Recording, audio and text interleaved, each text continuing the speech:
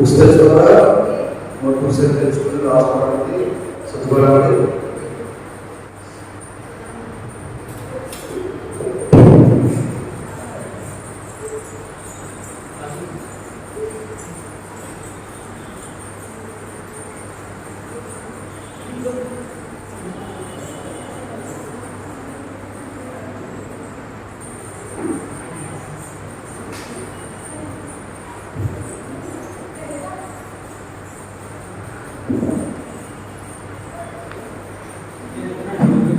దేవుడిని పరిశుద్ధమైన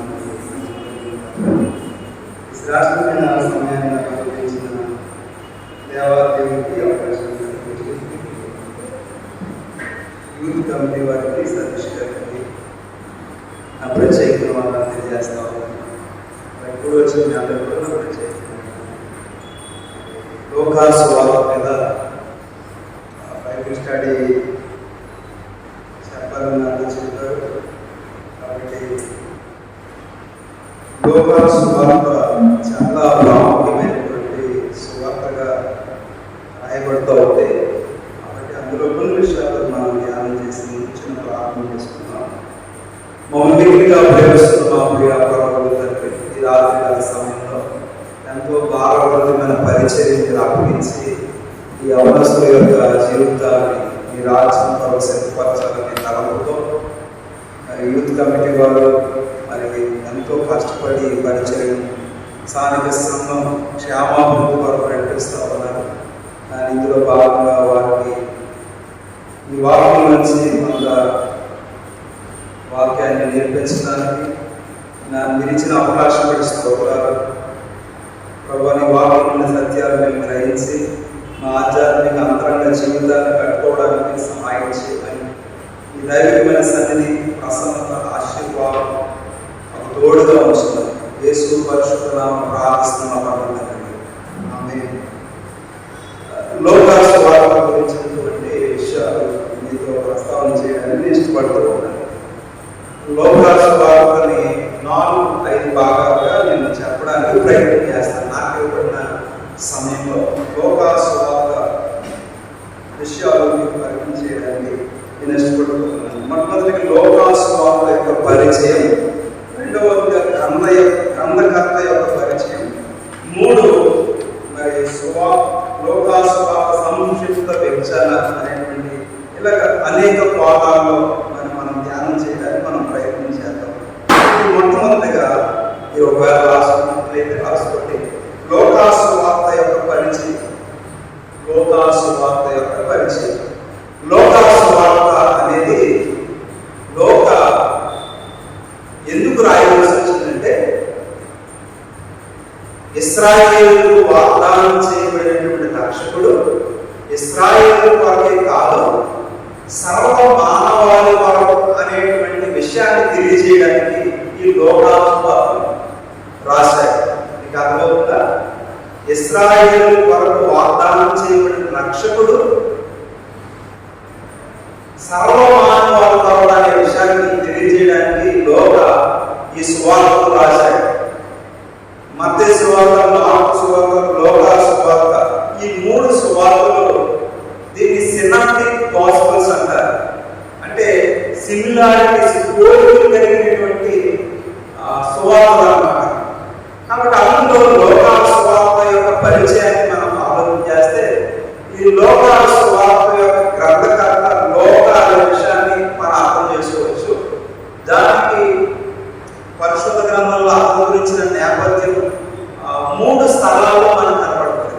లోకాల గురించినటువంటి వివరణ 3 స్థలాల్లో 3 వచన భాగాల్లో కనబడుతుంది. ఆ వచన భాగాన్ని మీరు చదవాలని నేను మనం చేస్తున్నాను. కొలస్సీయులకు రాసిన పత్రిక లోక అనే పేరు కొత్త నిబంధనలో 3 సార్లు మాత్రమే చెప్పబడింది. కాబట్టి ఆ యొక్క రెఫరెన్స్ మీకు తెలియజేస్తున్నాను. కొలస్సీయులకు రాసిన పత్రిక 4:11 చదవండి.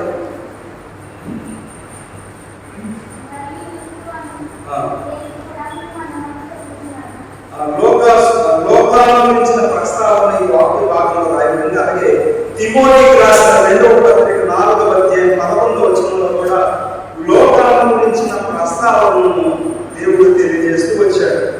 లూకా మాత్రమే నా యొద్ద ఉన్నాడు అని చెప్పాడు. కాబట్టి లోక ఎటువంటి వాడో దేవుని వాక్యంలో అనుభవించిన వివరణ రాయబడింది. ఫిలోమోను రాసిన పత్రిక 1:24 కూడా లోక అనే పేరు మనకు కనబడుతూ ఉంది. చూడండి, ఫిలోమోను రాసినటువంటి పత్రిక 1:24 ఒకే అధ్యాయంలో ఆ విషయాలు రాయబడ్డాయి. క్రీస్తు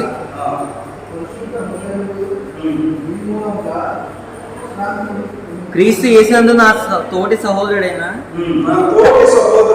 నా తోటి ఖైదీనైన ఎపఫ్రా, నా జత పనివారైన మార్కు, అరిస్తార్కు, దేమా, లూకా ప్రస్తావన చేశాడు. కాబట్టి లోకాల గురించిన ప్రస్తావన నూతన నిబంధన గ్రంథంలో 3 సార్లు రాయబడింది. అతని పేరులో అపోస్తలుడైన పౌలు 3 సార్లు 3 వచనాలను ప్రస్తావన చేశాడు. ఆ వాక్య భాగాలు మీకు తెలియజేస్తూ వచ్చాను. కొలస్సీలకు రాసిన పత్రిక 4:14 తిమోతికి రాసిన 2వ పత్రిక 4:11 ఫిలోమోను రాసిన పత్రిక 1:24 లోక అనేటువంటి పేరు మనకు కనబడుతుంది. కాబట్టి ఈ లోక సువార్తను లోక గ్రంథకర్త రాశారు.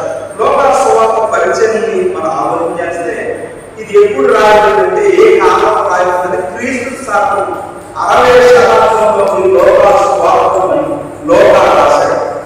క్రీస్తు శాతం 60వ శతాబ్దంలో లోక ఈ యొక్క సువార్తను రాసినట్టుగా చరిత్ర ఆధారాలు ఉన్నాయి. ఎక్కడి నుంచి రాశారంటే రోడ్డు నుంచి కూడా ఈ యొక్క పత్రికను ఈ యొక్క సువార్తను రాశాడు అనే విషయాలు మనం అర్థం చేసుకోవచ్చు. కాబట్టి లోకా సువార్త ప్రాముఖ్యంగా 24 అధ్యాయాలు ఉన్నాయి. 1150 వచనాలు ఈ లోకా సువార్తను మనం చూడగలం. కాబట్టి లోకా సువార్త చదివినప్పుడు లోక యొక్క నేపథ్యం, లోక అతడు ఏ విధంగా లోక సువార్త రాశాడు అనే విషయాలు మనకు అర్థమవుతాయి. కాబట్టి ఈ యొక్క లోక సువార్త అనేది క్రీస్తు శాతం 60వ శతాబ్దంలో రాయబడింది. 24 అధ్యాయాలతో ఈ యొక్క సువార్తను రాశాడు.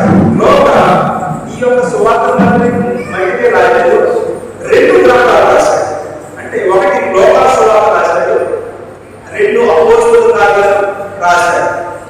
లోక సువార్త జరగలేదు. లోక సువార్త ఆరంభాన్ని తెలియజేస్తే అపోస్తలుల కార్యాలు సందపు ఆరంభాన్ని తెలియజేస్తుంది. మీకు అర్థమవుతుందా? ఈ 2 గ్రంథాలు రాశాడు, అంటే ఈ 2 పుస్తకాలు రాశాడు. లోక సువార్త అనేది సువార్త యొక్క ఆరంభాన్ని తెలియజేస్తుంది. అపోస్తలుల కార్యక్రమం అనేది సంఘం యొక్క ఆరంభాన్ని తెలియజేస్తుంది. కాబట్టి ఈ లోక సువార్త యొక్క పరిచయంలో క్రీస్తు శాతం 60వ శతాబ్దంలో ఈ యొక్క సువార్తను రాశాడు. కాబట్టి ఎవరైనా రాశాడు అనేటువంటి ఆలోచన మనం చేసినట్లయితే దీన్ని థియోఫిలా అనేటువంటి ఒక వ్యక్తికి రాశాడు. అలాగే అన్యజనులకు కూడా ఇది రాయబడినట్టుగా చరిత్ర చెబుతా ఉంది. ఎవరు రాశాడంటే ఒకటి థియోఫిలా రాశాడు. ఈ థియోఫిలా ఎవరంటే ఈ థియోఫిలా ఒక రోమ అధికారికి ఆధారాలు ఉన్నాయి. ఎందుకంటే ఈ పత్రిక రాయడానికి లేకపోతే కొంత సహకారాన్ని అతడు అందించాడనే విషయాలు కూడా మనం చరిత్రలో చూడవచ్చు. కాబట్టి థియోఫిలా అనేటువంటి వ్యక్తికి అన్యులకు ఈ యొక్క సువార్తను రాశాడు. ఎంత అర్థమవుతుందా? నేనేదో చెప్పుకెళ్ళిపోతున్నాను కాబట్టి మీరు రాసుకోవడానికి ప్రయత్నం చేయండి. కాబట్టి లోక సువార్త థియోఫిలా అనేటువంటి వ్యక్తికి అన్య జనాంగాన్ని రాశాడు. కాబట్టి ఇందులో చాలా ప్రాముఖ్యమైన విషయాలు కనబడతాయి. ఈ యొక్క లోక సువార్తలో ముఖ్య అధ్యాయం ఏదైనా ఉందంటే అది లోక సువార్త 15వ అధ్యాయం. ఎందుకు 15వ అధ్యాయం అని నేను చెప్తానంటే ఆ 15వ అధ్యాయంలో యేసుప్రభు వారు ఉపమానాలు చెప్పారు. 3 ఉపమానాలు చెప్పాడు. ఒకటి తప్పిపోయిన గొర్రెల గురించి చెప్పాడు, 2 తప్పిపోయిన నాణాల గురించి చెప్పాడు, 3 తప్పిపోయిన కుమారుల గురించి చెప్పాడు.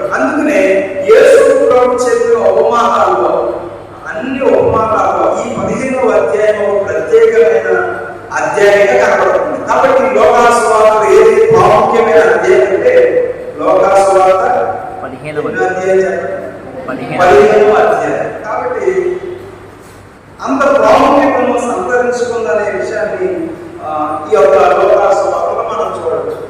లోకాల సువార్త అంతా చదివితే ఎక్కువగా ప్రాముఖ్య పదం ఏంటంటే లోకాల సువార్తలో మనుష్య కుమారుడు అనేటువంటి పదం చాలా ప్రాముఖ్యమైన పదం, ఎక్కువ సార్లు ఉపయోగించబడిన పదం.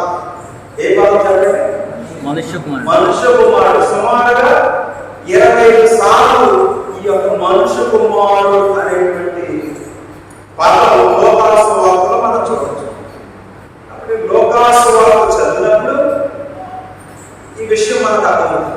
కాబట్టి లోకాల సువార్త ఇంకా మనం ఆలోచన చేసుకోవాలంటే ఇందులో ముఖ్యమైన స్థలాలు ఉన్నాయి. లోకాల సువార్తలో ముఖ్యమైన స్థలాలు ఉన్నాయి. కాబట్టి మన మండలానికి ఎలాగైతే మన ప్రాంతానికి ఎలాగైతే ముఖ్యమైన స్థలాలు ఉంటాయో అన్ని స్థలాల పేరు చెప్పం. మనం అన్ని స్థలాల పేరు చెప్తారా? అలా చెప్పం. కానీ మనం కొన్ని స్థలాల పేరు మట్టికే చెప్తాం. కాబట్టి అలాగే లోకాల సువార్త చదివినప్పుడు కొన్ని స్థలాలు కనపడితే ఆ స్థలాలని ప్రాముఖ్యమైన స్థలాలుగా చెప్తున్నారు. అందులో మొట్టమొదటిగా బెత్లెహేము రాసుకోండి. బెత్లెహేము, గలిలయ, యోదయ, యెరూషలేము, బేతనియ, నజరేతు, కపెర్నహూము, బెత్సయిదా, సమరయ, యెరికో, ఎమ్మాయి ప్రాంతం. మరలా చెప్తున్నాను. బెత్లెహేము, గలిలయ, యోదయ, యెరూషలేము, బేతనియ, నజరేతు, కపెర్నహూము, బెత్సయిదా, సమరయ, యెరికో, ఎమ్మాయి అనే ప్రాంతాలు ఈ లోకాల సువార్త చదివేటప్పుడు మనకు తారసపడేటువంటి ప్రాంతాలు. మనం లోకాల సువార్త చదివినప్పుడు యేసు ప్రభు ఆయా పట్టణాల్లోకి ఆయా గ్రామాల్లోకి వెళ్ళి ఆయన సేవ చేశారు. ఆయన ఎక్కువగా తిరిగిన ప్రాంతాలు ఏంటంటే ఈ యొక్క ప్రాంతాలు అన్నమాట. ఆయన అమ్మాయి మార్గంలో పునరుద్ధారణ తర్వాత వెళ్ళాడు. బెత్లెహేములో ఆయన పుట్టాడు. గలిలయ ప్రాంతాల్లో సేవ చేశాడు. ఇలాగ ప్రాముఖ్యమైనటువంటి ప్రాంతాల గురించి ఈ లోకాల సువార్త తెలియజేస్తూ ఉంది. కాబట్టి లోకాల సువార్తను లోతుగా జ్ఞానం చేసినప్పుడు ఈ విషయాలు మనకు అర్థమవుతాయి. కాబట్టి లోకాల సువార్తలో ప్రాముఖ్యమైనటువంటి ముఖ్య వాక్యం ఏంటంటే లోకాల సువార్త 19వ అధ్యాయం 10వ వచనం. ఒకసారి చదువుతారా? లోకాల సువార్త 19వ అధ్యాయం 10వ వచనం. నశించిన దానిని వెదకి రక్షించుటకు మనుష్య కుమారుడి లోకముకు మనుష్య కుమారుడి లోకములో వచ్చేయం అనేది ముఖ్య వాక్యముగా కనబడతా ఉంది. కాబట్టి ఈ వాక్యాన్ని బేస్ చేసుకునే దేవుని యొక్క పరిచర్య, దేవుని స్వార్థను విస్తరించి రాయడానికి లోకాల ప్రయత్నం చేశాడు. కాబట్టి ఇప్పుడు ముఖ్యమైన వ్యక్తులను కూడా మీకు పరిచయం చేస్తారు. ముఖ్యమైన స్థలాలను చూసాం, ముఖ్యమైనటువంటి వచనాలను చూసాం, ముఖ్యమైనటువంటి వ్యక్తులను కూడా మీకు జ్ఞాపకం చేస్తారు. అందులో ముఖ్యమైన వ్యక్తి ప్రధానంగా యేసుక్రీస్తు ప్రభువు వారు.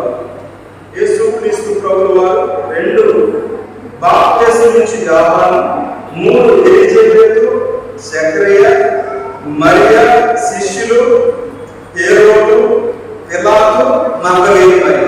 కాబట్టి లోకాల సువార్త చదివినప్పుడు ఈ పేర్లు మనకు కనబడతాయి. కాబట్టి యేసుక్రీస్తు ప్రభువు వారు, ఎలిజబెతు, జకరియా, బాప్తిసం నుంచి యోహాను, మరియమ్మ, శిష్యులు, హేరోదు, పిలాతు, మగ్దలేనే మరియ. ఈ యొక్క ముఖ్యమైన వ్యక్తులు కనబడతారు. కాబట్టి లోకాల సువార్త మనం బాగా చదివితే ప్రాముఖ్యమైన వ్యక్తులు ఉన్నారు, ప్రాముఖ్యమైన ప్రాంతాలు ఉన్నాయి, ప్రాముఖ్యమైనటువంటి విషయాలను లోకాల సువార్త లోతుగా మనకి తెలియజేస్తారు.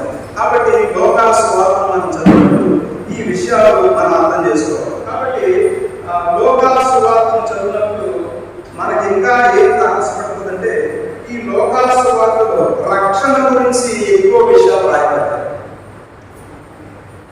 లోకాల సువార్త యొక్క ముఖ్య ఉద్దేశం ఏంటంటే మానవాళికి అందరికీ యేసుక్రీస్తు రక్షణ రక్షకుడు అనే విషయాన్ని తెలియజేయాలనేదే ప్రాముఖ్యమైనటువంటి విషయంగా మనం అర్థం చేసుకోవచ్చు. మనుష్య కుమారుడు ఆయన వచ్చాడు, అంత మాత్రమే కాదు, ఆయన ఇచ్చే రక్షణ సర్వ మానవాళి కొరకు అనే విషయాన్ని లోక తెలియజేయాలనుకున్నాడు.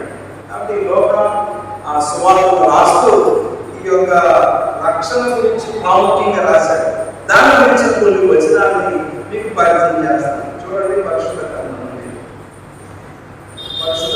లోకా సువార్త 2వ అధ్యాయం 29 నుంచి 32 వరకు. లోకా సువార్త. నాథా, నాథా, ఇప్పుడు నీ మాట చొప్పున సమాధానముతో నీ దాసుని పోనిచుచున్నావు. అన్యజనులకు నిన్ను బలపరుచుటకు వెలుగుగాను నీ ప్రజలైన ఇశ్రాయేలుకు మహిమగాను నీవు సకల ప్రజల ఎదుట సిద్ధపరిచిన నీ రక్షణ నేను కన్నులారా చూచితిని. దేవుడు చెప్పండి, లోకా సువార్తలో రక్షణ గురించిన విషయాలు ఎక్కువగా లోక ప్రస్తావన చేస్తూ వచ్చాడు. కాబట్టి సిమియోను అనేటువంటి వ్యక్తి యేసు ప్రభువుని ఎత్తుకుని ఆయన ఏం చెప్పాడంటే, నీవు సర్వజనులకు సిద్ధపరిచిన రక్షణ అని చెప్పాడు. అంతమాత్రమే కాదు, చూడండి 3వ అధ్యాయం 6వ వచనం చదవండి. 3వ అధ్యాయం 6వ వచనం. ప్రభు మార్గం సిద్ధపరచుడి. ఫస్ట్ నుంచి చదవమంటారు. అంతటా అతడు వచ్చి పాప క్షమాపణ నిమిత్తం మారు మనసు విషయమై బాప్తిస్మం పొందవలనని యోర్దాను నదీ ప్రదేశం అంతటా ప్రకటించుచుండెను. ప్రభు మార్గము సిద్ధపరచుడి, ఆయన త్రోవలు సరాలము చేయుడి. ప్రతి పల్లము పూడ్చబడును, ప్రతి కొండయు మెట్టయు పల్లము చేయబడును. వంకర మార్గములు తిన్ననివగును, కరుకు మార్గములు నున్ననివగును. సకల శరీరం దేవుడి రక్షణ చూచు.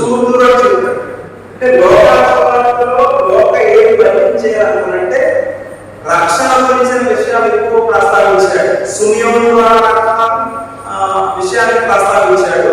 అలాగే బాప్తిస్మం గురించి యోహాను కూడా ఆ విషయాలు మాట్లాడుతూ సకల జనులకు రక్షణ అనే మాటను కూడా జ్ఞాపకం తెచ్చాడు. అదే విషయం లోకా సువార్త 2వ అధ్యాయం 10వ వచనంలో కూడా మనం చదివితే చూడండి. లోకా సువార్త 2:10. అయితే ఆ దూత భయపడకుడి, ఇదిగో ప్రజలందరికీ కలుగబోవు మహా సంతోషకరమైన సువర్తమానము నేను మీకు తెలియజేయుచున్నాను. దావీదు పట్టణమందు నేడు రక్షకుడు మీ కొరకు పుట్టి ఉన్నాడు. రక్షకుడు మీ కొరకు పుట్టి ఉన్నాడు.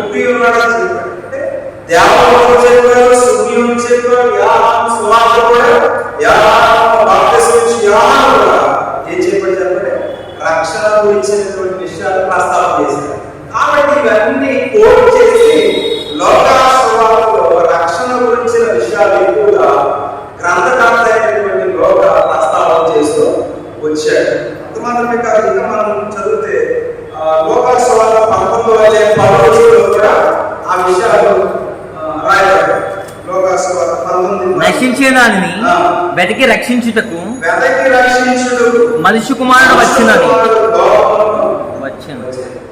అంటే రక్షణ అనే పదాన్ని ఎక్కువ సందర్భాల్లో గ్రంథకర్తైన లోక పరిచయం చేస్తూ వచ్చాడు.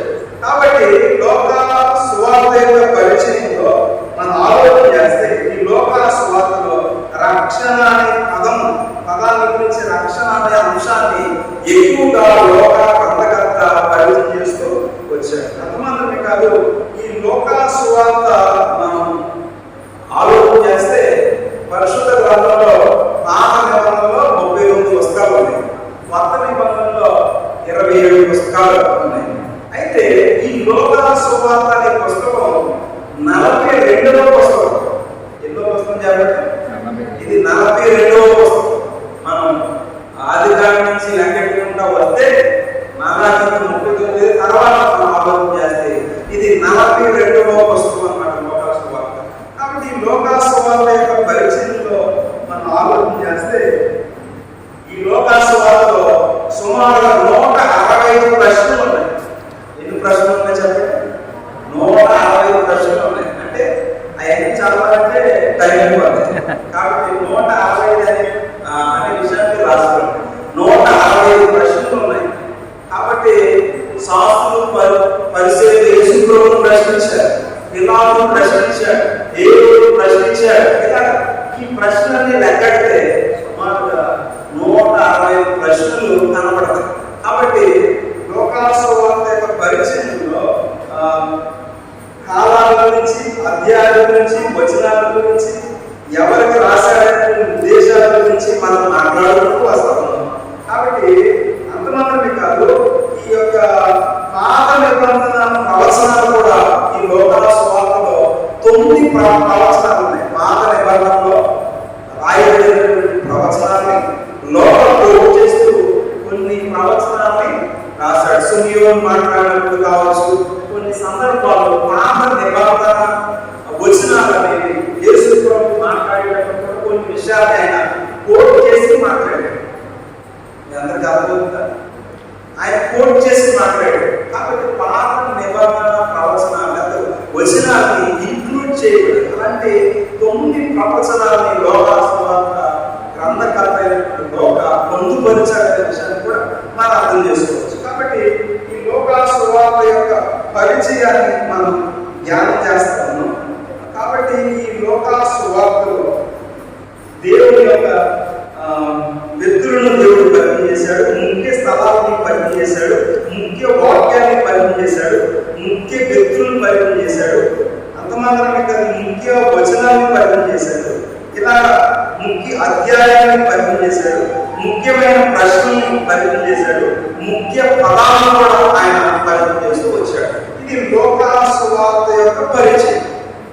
రెండవది ఏం చెప్పాలనుకున్నానంటే, అంటే మీకు అర్థమవడానికి నేను పాఠం కింద విభజించాను. కాబట్టి లోకాసువార్త యొక్క పరిచయం ఎన్ని వచనాలు ఉన్నాయి, ఎక్కడ రాయబడింది, ఎవరికి రాశారు, ఎంతమంది వ్యక్తులు ఉన్నారు, ప్రాముఖ్య స్థలాలు ఏంటి, ప్రాముఖ్య వచనం ఏమిటి, ప్రాముఖ్యమైన అధ్యాయం ఏంటి, లోకాసువార్త యొక్క పరిచయం. రెండవదిగా గ్రంథకర్త యొక్క పరిచయం. రెండవది నేను ఏం చెప్పాలనుకున్నానంటే గ్రంథకర్త యొక్క పరిచయం. గ్రంథకర్త ఎవరు చెప్పండి? లోక అంటే వైద్యుడైన లోక అంటే బాగుంటుంది. లోక అంటే ఇక్కడ కూడా 19 లోకాలు ఉండొచ్చు. కాబట్టి వైద్యుడైన లోక గ్రంథకర్త యొక్క పరిచయాన్ని మనం రాసుకోవాలి. కాబట్టి గ్రంథకర్త యొక్క పరిచయాన్ని నేను పరిచయం చేస్తూ లోకానికి కొత్త నిబంధన గ్రంథంలో 3 సార్లు ప్రస్తావించబడిందని మీకు కొన్ని వచనాలు జ్ఞాపకం చేశారు ప్రారంభంలో. అది గ్రంథకర్త యొక్క పరిచయంలో మీరు ఇంక్లూడ్ చేసుకోండి. గ్రంథకర్త యొక్క పరిచయంలో మీరు పెట్టుకోండి. నేను ముందే చెప్పండి, గ్రంథకర్త యొక్క పరిచయంలో మీరు ఆ యొక్క విషయాలు రాసుకోవాల్సిందిగా మనం చేస్తున్నాం. కాబట్టి లోకాల గురించి పరిశుద్ధ గ్రంథం ఏం చెప్తుందో కొన్ని విషయాలు, అక్కడ ఎవరు అనే విషయాలు సుమారు 10 విషయాలు అక్కడ ఉన్నాయి. అప్పుడు 10 విషయాలు మీకు తెలియజేస్తాను. ఒకటి, లోకంలో వైద్యుడు పలసీలకు రాసిన పత్రిక 4:14. లోక ఎవరు చెప్పండి? లోకంలో వైద్యుడు పలసీలకు రాసిన పత్రిక 4:14. లోక ఒక రచయిత. అతను ఏం రచించాడంటే లోకాసువార్తను రచించాడు, అపోస్తలుల కార్యగ్రంథాన్ని రాశాడు. కాబట్టి లోక ఒక రచయితగా కూడా మనం చూడవచ్చు. అంత మాత్రమే కాదు, లోక పౌలుని యొక్క అనుచరుడు. ఎవరు చెప్పండి? పౌలు యొక్క అనుచరుడు. రెఫరెన్స్ రాసుకోండి. అక్కడ ఫిలోమోను రాసిన పత్రిక 1:24. ఫిలోమోను రాసిన పత్రిక 1:24లో పౌలు యొక్క అనుచరుడుగా లోక కనబడతాడు. అంత మాత్రమే కాదు, లోక అంతియోకాకు చెందినవాడు. లోక అంతియోకాకు చెందినవాడు. లోక ఎవరు చెప్పండి? అంతియోక ప్రాంతానికి చెందినవాడు. అంత మాత్రమే కాదు, లోక మంచి చరిత్రకారుడు.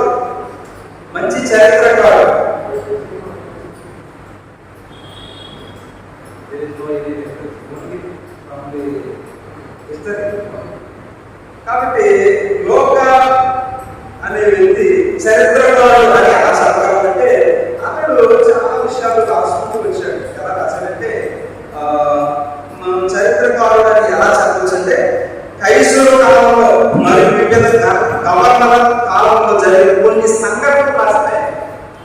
అంటే కైసరు ఉన్నటువంటి విషయాలు, గవర్నర్తో ఉన్నటువంటి విషయాలని పొందుపరుస్తూ ఈ లోకాల సువార్తను రాశాడు. అందుకని కైసరు పొందేవాళ్ళ ఏమంటారు, దేవుడి పొందవాళ్ళు ఎవరి పొందవాళ్ళని వస్తారు, ప్రజలు వస్తూ ఉంటాయి. కాబట్టి కైసరు కాలంలో గవర్నర్గా పనిచేసేటువంటి కాలంలో ఉన్నటువంటి విషయాన్ని ఎక్కువగా లోకల్ కోట్ చేసి రాశాడు. కాబట్టి ఇతడు ఒక చరిత్రకారుడు కింద కూడా మనం చెప్పుకోవచ్చు. అంత మాత్రమే కాదు, లోకాల అన్యుడు. ఎవరు చెప్పండి? దేవుడు అనుకున్న కూడా కాదు, ఒక అన్యుడు. కొలస్సీలకు రాసిన పత్రిక 4:11 చదివితే ఆ విషయం మనకు అర్థమవుతుంది. కొలస్సీలకు రాసిన పత్రిక 4:11 అన్యుడు అనే విషయాన్ని మనం అర్థం చేసుకోవచ్చు. అంత మాత్రమే కాదు, గ్రీసు దేశస్తుడు. ఎవరు చెప్పండి? గ్రీసు దేశస్తుడు. గ్రీసు దేశస్తుడు. కాబట్టి అతడు చాలా విషయాలు రాసుకొచ్చాడు. లోకం మాటకు వెలుగు అని అర్థం. రాసుకోండి, లోకాలు మాటకు వెలుగు అని అర్థం. కాబట్టి గ్రంథకర్త యొక్క పరిచయంలో అతడు ఎలా ఉన్నాడు అనే విషయాన్ని మనం ధ్యానం చేస్తూ ఉన్నాం. కాబట్టి అంత మాత్రమే కాదు, నూతన నిబంధన గ్రంథంలో 260 అధ్యాయాలు అంటే సుమారుగా 52 అధ్యాయాలు లోక రాశాడు. నూతన నిబంధనలు ఎన్ని అధ్యాయాలు చెప్పండి? 260 అధ్యాయాలు. అయితే లోక 25% రాశాడు. అంటే 52 అధ్యాయాలు. కొంతమందికి అర్థమవుతుంది లేదన్నా. నూతన నిబంధన గ్రంథంలో 27 పుస్తకాలు ఉన్నాయి, 200 అధ్యాయాలు ఉన్నాయి. లోక 52 అధ్యాయాలు రాశాడు. అంటే లోకాల సువార్తలు, అపోస్తలుల కార్యక్రమాన్ని కలిపితే 52 అధ్యాయాలు వస్తాయి. కాబట్టి 52 అధ్యాయాలు అంటే సుమారుగా 25% ఇతనే నూతన నిబంధనలో ఉన్న విషయాలు రాసుకుంటూ వచ్చాడు. కాబట్టి గ్రంథకర్త యొక్క పరిచయం అతను ఎవరో చూసాం. అతను ఎవరు చెప్పండి? వైద్యుడు, రచయిత,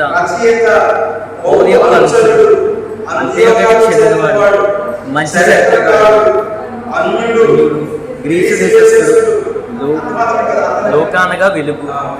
అనే అతడు 2 పుస్తకాలు రాశాడు. లోకాల సువార్త, అపోస్తలుల కార్యక్రమాలు రాశాడు. లోకాల సువార్త యొక్క ఆరంభమైతే అపోస్తలుల కార్యక్రమ సంఘం యొక్క ఆరంభం. కాబట్టి కొంత అవగాహన అనేది లోకాల సువార్త మీద రావాలనేది మన అభిప్రాయం. ఈ పూర్తి యొక్క ముఖ్య ఉద్దేశం ఏంటంటే లోకాల సువార్త మీద కొంత అవగాహన మనం కలిగి ఉండాలి. కాబట్టి లోకాల సువార్త యొక్క పరిచయం చూసాం. 2 మనం గ్రంథకర్త యొక్క పరిచయాన్ని చూసాం. 3వదిగా నేను లోకాల సువార్త కాకుండా మరొక విషయాన్ని చెప్పడానికి ప్రయత్నం చేస్తాను. ఇందులో థియోపిలా అనేటువంటి వ్యక్తి కనపడతాడు. కనపడ్డా? ఎక్కడ కనపడ్డాడు? మొదటి వచ్చింది కనబడతాడు. కాబట్టి థియోపిలా అర్థం ఏంటంటే దేవుడి చేత ప్రేమించబడిన వాడు, అంటే దేవుడిని ప్రేమించబడి అని అర్థం. ఇతడు ఎవరంటే 2 అభిప్రాయాలు. ఇతడు ఎవరంటే ఒకటి రోమాధికారమైనటువంటి అభిప్రాయం అంటే, 2వదిగా ప్రధాన యాజకుడు అనే అభిప్రాయాన్ని కూడా కొంతమంది వ్యక్తం చేస్తారు. కానీ నేను నమ్మేది ఏంటంటే అతడు రోమ అధికారి అనేది నా అభిప్రాయం. రోమ అధికారి అనేది నా అభిప్రాయం. కాబట్టి 2 అభిప్రాయాలు కనబడుతూ ఉన్నాయి. కాబట్టి ఈ థియోపిలాకు ఇతడు ఈ యొక్క లోకాల సువార్తను, అలాగే అన్య జనాంగాలకి ఈ లోకాల సువార్తను రాశాడు అనే విషయాన్ని మనం అర్థం చేసుకోవచ్చు. కాబట్టి సువార్తలు ఏం చెప్పండి? 4. ఈ సువార్తల్లో 4 అయితే 3 సువార్తలు మనం ప్రత్యేకంగా కనబడతాయి. ఈ మత్తయి సువార్త, మార్కు సువార్త, లూకా సువార్త. ఈ 3 సువార్తలు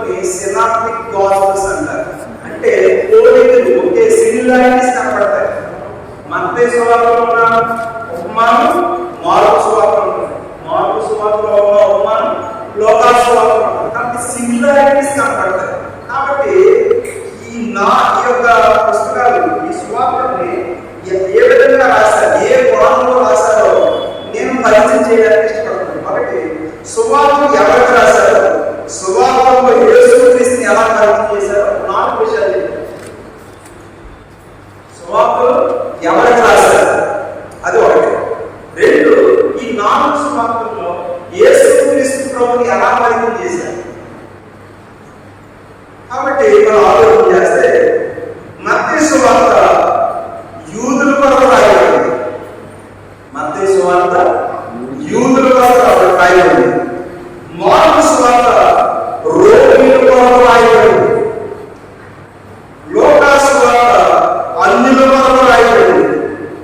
యోహాను సువార్త విశ్వాసుల కొరకు రాయబడింది. మత్తయి సువార్తను మత్తయి యూదులకు రాశాడు. మార్కు సువార్తను రోమీయులకు రాశాడు. లూకా సువార్తను అన్యులకు రాశాడు. యోహాను సువార్తను విశ్వాసులకు రాశాడు. అంటే ఈ 4 సువార్తలు ఎవరికి రాశారు అని ఒక అభిప్రాయం మాట్లాడించారు.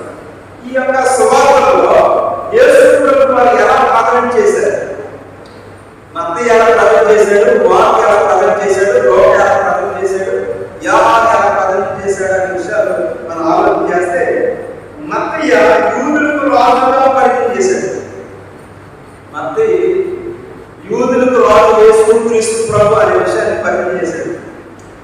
అలాగే మార్కు సువార్తలో మార్కు సేవకుడిగా పరిచయం చేశాడు. అలాగే లూకా సువార్తలో యేసుక్రీస్తు ప్రభుని మనుష్య కుమారుడిగా పరిచయం చేశాడు. యోహాను సువార్తలో ఆయన్ని మనం దేవుని కుమారుడిగా పరిచయం చేశాడు. మత్తయి ఏమో యూదులకు రాజుగా పరిచయం చేశాడు. మార్కు ఏమో సేవకుడిగా పరిచయం చేశాడు. లూకా మనుష్య కుమారుడిగా పరిచయం చేశాడు. యోహాను దేవుని కుమారుడిగా పరిచయం చేశాడు. కాబట్టి ఈ సువార్త చదివినప్పుడు వాడు ఏ ఉద్దేశంతో ఎవరికి రాశారు, యేసు ప్రభువు వారు ఎలా ప్రకటన చేశారు అనేది కొంత అవగాహన మనకు ఉండడం వల్ల మనకు మత్తయి సువార్త అనగానే అవగాహన వస్తుంది. యూదులకు రాయబడింది, యూదులకు రాజుగా యేసుక్రీస్తు ప్రభువుని పరిచయం చేశారు. కాబట్టి మార్కు రోమీయులకు రాశాడు. కాబట్టి ఆయన సేవకుడుగా పరిచయం చేశాడు. అలాగే లూకా మనుష్య కుమారుడుగా మానవాళ్ళందరికీ ఒక రక్షకుడిగా పరిచయం చేశాడు అనే విషయాలు ఇలాగా మనం అర్థం చేసుకోవడానికి, ఒక అవగాహన కలిగి ఉండడానికి మనం ఈ ప్రయత్నాన్ని మనం చేస్తున్నాం. కాబట్టి 3 విషయాలు చెప్పారు. ఒకటి, లూకా సువార్త యొక్క పరిచయం చెప్పారు. 2, గ్రంథకర్త యొక్క పరిచయం చెప్పారు. 3, సువార్తను ఎవరికి రాశారు, యేసుక్రీస్తు ప్రభువుని ఎలా పరిచయం చేశారనే విషయాలు మీకు రాయడం, మీకు చెప్పడం జరిగింది. కాబట్టి నాలుగవదిగా ఈ లూకా సువార్త యొక్క సంక్షిప్త విభజన చెప్పాలని నేను అనుకుంటున్నాను. అంటే విషయ చూసి అనమాట. 1వ అధ్యాయం నుంచి మొత్తం చెప్పుకుంటూ వెళ్ళాలంటే చాలా విషయాలు ఉంటాయి. సుమారుగా ఒక 40 విషయాలు వస్తాయి. కానీ అన్ని చెప్పడానికి అంత జ్ఞానం పెట్టుకోవడానికి మనం కుదరదు. కాబట్టి ఎందుకంటే సమయం సంకుచితం, 4 విషయాల్ని మీకు చెప్పాలని నేను ఆశపడుతూ ఉన్నాను. కాబట్టి లూకా సువార్త యొక్క విభజన లేకపోతే విషయ సూచిక. కాబట్టి చూడండి, మొట్టమొదటిగా రక్షకుని యొక్క జనం. మొట్టమొదటిగా రక్షకుని యొక్క జనం. లూకా సువార్త 1వ అధ్యాయం 1 నుంచి 4వ అధ్యాయం 13వ వచనం. రక్షకుని యొక్క జనం. లూకా సువార్త 1వ అధ్యాయం 1వ వచనం నుంచి 4వ అధ్యాయం 13వ వచనం వరకు రక్షకుని యొక్క జనం. రెండవదిగా రక్షకుని యొక్క బోధలు. రక్షకుని యొక్క బోధలు 4వ అధ్యాయం 14వ వచనం నుంచి 9వ అధ్యాయం 50వ వచనం వరకు రక్షకుని యొక్క బోధలు. 4వ అధ్యాయం 14వ వచనం నుంచి 9వ అధ్యాయం 50వ వచనం వరకు. మూడవదిగా రక్షకుని తృణీకరించుట. 9వ అధ్యాయం 51వ వచనం నుంచి 19వ అధ్యాయం 27వ వచనం వరకు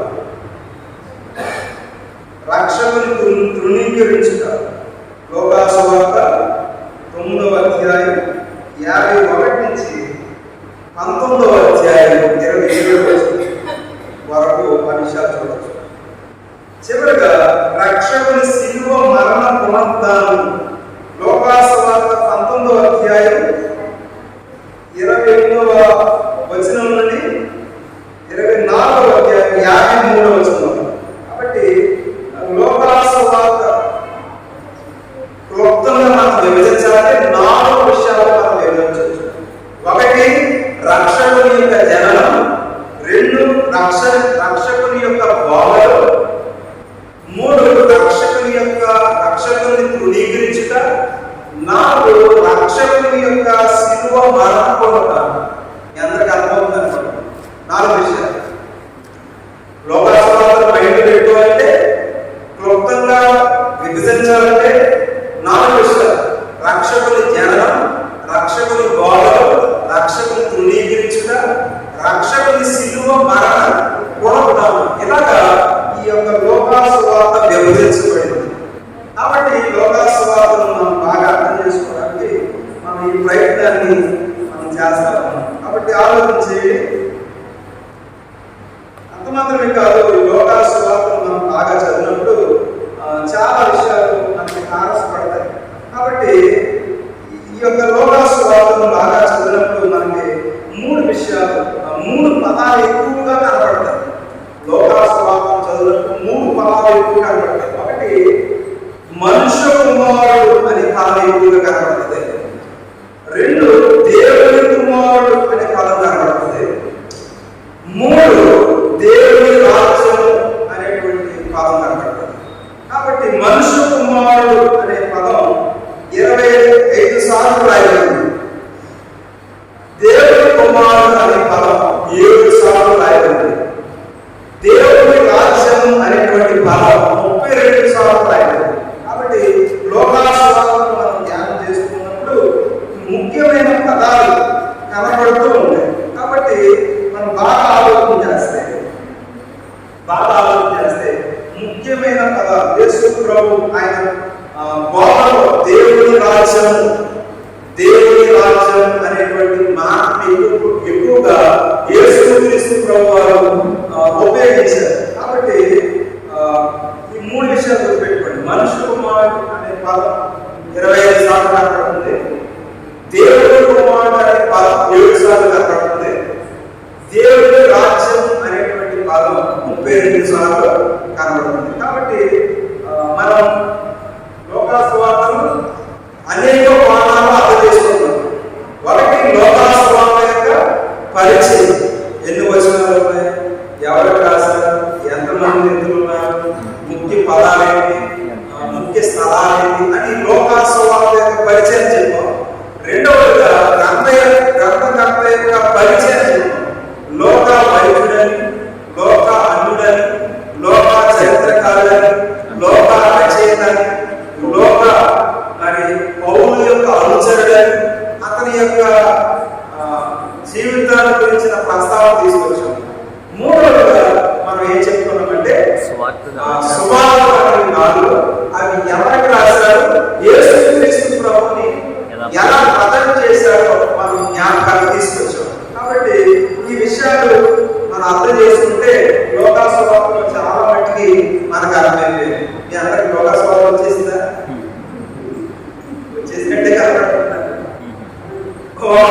ఎగ్జామ్స్ రాయడానికి వెళ్ళారు, ఎగ్జామ్ రాయడానికి వెళ్ళారు. అందులో ప్రశ్న ఏంటంటే ఉప్పు కప్పురం పద్యం రాయమన్నాడు. ఉప్పు కప్పురం పద్యం రాయమన్నాడు. ఉప్పు కప్పురం చూడడం జాగ్రత్త పురుషులలో పుణ్య పురుషులు వేరే ఆలోచింది విశ్వనాథులను విలువే వీడు ఇంకా కొలు ముసుకుని కొలు తెరిచి ఆకాశంలో చూసి ఈ పక్క చూసి ఆలోచించేస్తాడు.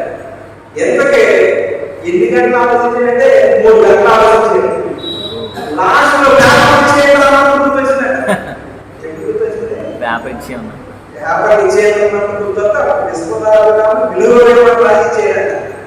ఎగ్జామ్ పాస్ అవుతారో పేరు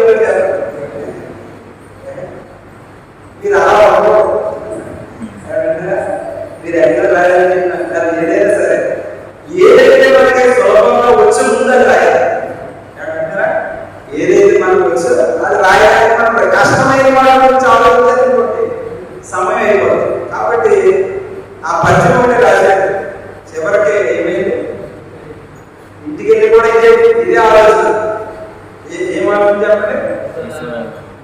అదొకటి. పశ్చిమ ఎందుకు వచ్చా? ఉప్పుకోపురం రాకపోతే ఇంకా కాబట్టి అలా మనకు ఇవ్వబడిన సమయాన్ని మనం ఉపయోగించుకోవాలనే విషయాన్ని కూడా మనం అర్థం చేసుకోవాలి. కాబట్టి లోకాసువార్తలో చాలా విషయాలు చెప్తారు. ఇప్పుడు లోకాసువార్తలో ఉన్న ప్రాముఖ్యమైన ఉపమానాలను పరిగణ చేస్తారు. లోకాసువార్తలో ప్రాముఖ్యమైన ఉపమానాలు లేకపోతే పాఠాలను కూడా మనం చెప్పుకోవచ్చు. కాబట్టి ఉపమానాలు అంటే చాలా విషయం ఉంది. సుమారుగా ఉపమానాలు ఒక 14-15 దాకా ఉన్నాయి. అయితే అన్ని చెప్పుకోవడానికి కాదు, కానీ యేసు ప్రభు చెప్పిన ఉపమానాలు చాలా ప్రాముఖ్యమైన ఉపమానాలు ఆయన చెప్పాడు. ఆయన బాధ కాబట్టి మనం చదువుకుంటూ వచ్చాం. ఆయన యొక్క లోకాసువార్తను 4 భాగాల్లో విభజించాం. 1 రక్షకుని జననం, 2 రక్షకుని బాధ. కాబట్టి రక్షకుని యొక్క బాధలో ఏమొస్తాయి చెప్పండి?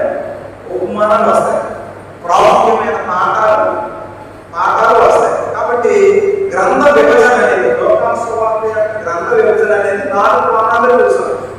ఒకసారి 4 కోణాలు చెప్పండి. 1 రక్షకుని జననం, రక్షకుని బాధ, రక్షకుని తృణీకరించుట, రక్షకుని శిలువ మరణ పోరాటం. అంటే మీకు లోకాసువార్త అంతా వచ్చేసింది. అంతే కదా, ఈ 4 గుర్తున్నాయంటే వచ్చేసింది. అయితే ఆయన జనంలో ఎవరెవరు ఉన్నారనేది మనం చూస్తూ వచ్చాం. సుమియో ఉన్నాడని, జకరయ్య ఉన్నాడని, బాప్తిస్మా యోహాను ఉన్నాడని, రక్షకుని జనాలను ప్రాముఖ్యమైన వ్యక్తుల పేరు మీకు చెప్పారు. ఇప్పుడు రక్షకుని బోధలో వచ్చేటువంటి అంశాలు ఏంటంటే ఆయన చెప్పిన ఉపమానం. ఆయన వాక్యం చెప్పేటప్పుడు ఉపమానాలు చెప్పకుండా ప్రసంగం ముగించేవాడు కదా. ప్రసంగం ఇప్పుడు ఎవరైనా ఉపమానం చెప్తే పెట్టుకథ చెప్పాడంటే అందరికీ. కానీ ఆనాటి యేసు ప్రభు బాధపడడానికి జనసమూహాలు వెంబడించేవారు. యేసు ప్రభు వెంబడించేటువంటి వ్యక్తుల్లో 3 గుంపులు ఉన్నాయి. యేసు ప్రభుని ఆయన బాధపడడానికి వచ్చారు. అందులో 3 గుంపులు ఉన్నాయి. ఆ 3 గుంపులు ఎవరంటే ఒకటేంటంటే రొట్టెల కోసం వచ్చారు. యేసు ప్రభు దగ్గర కోసం చేపలు రొట్టెలు పెడతారు. ఆవిడ శుభ్రంగా భోజనం చేసి వెళ్ళిపోదామని వచ్చారు. ఎలా వచ్చారు చెప్పండి? భోజనం చేసేసి వెళ్ళిపోదామని వచ్చారు ఒక బ్యాచ్. రెండో బ్యాచ్ ఏంటంటే యేసు ప్రభు పనులు లేకపోతే పనులు, పాలు లేకపోతే పాలు, రోజులు స్వస్థపరుస్తుందని స్వస్థత వాళ్ళు వచ్చారు. 3 వీళ్ళ యొక్క భయంకరమైన గొప్పలు. వీళ్ళు ఏంటంటే శ్వాసము పరిస్థితి యేసు ప్రభు చెప్పే బాధలో తప్పులు పట్టుకోవాలని వచ్చారు. కాబట్టి యేసు ప్రభు ఉపమానాలు అన్నీ చెప్పాడు. వారు ఉదయంగా ఆయన ఈ విధంగా ఉపమానం చెప్పింది అనే మాటలు మనకు అర్థమవుతాయి. ఎందుకు ఈ ఉపమానం చెప్పాడంటే మనుషులు అనే కేటగిరీలు ఉంటారు. కాబట్టి యేసు ప్రభు అందుకే ఉపమానాలు ఉపయోగించి శ్వాసము పరిస్థితి గురించి చెప్పాడు. ఈ రొట్టెలు చేపలు గురించి చెప్పాడు. అందరూ గురించి చెప్పి లైన్లో పెట్టి వాటి నిత్య జీవాలను వారసత్వాలను ప్రయత్నం చేశాడు యేసు ప్రభు. కాబట్టి యేసు ప్రభు బోధలు ప్రపంచాన్ని ప్రభావితం చేయడానికి చాలా ప్రాముఖ్యమైన విషయాలే ఉపమానం. కాబట్టి ఆ ఉపమానాన్ని మీకు కొన్నింటిని ప్రయత్నం చేస్తాను. లాస్ట్లో మొత్తం ఉపమానాన్ని కొన్ని విషయాలు చెప్తాను. కాబట్టి ఆయన ఉపమానాలు రాసుకుంటూ లోకాసువార్తలో ప్రాముఖ్యమైన ఉపమానం లేకపోతే పాఠం.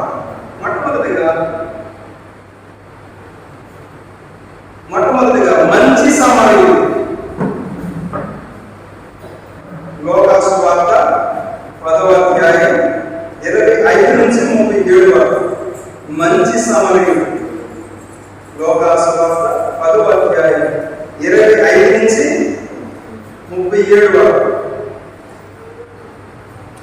2 వెర్రివాడైన ధనవంతుడు. లోకాసువార్త 12వ అధ్యాయం 13 నుంచి 21 వరకు.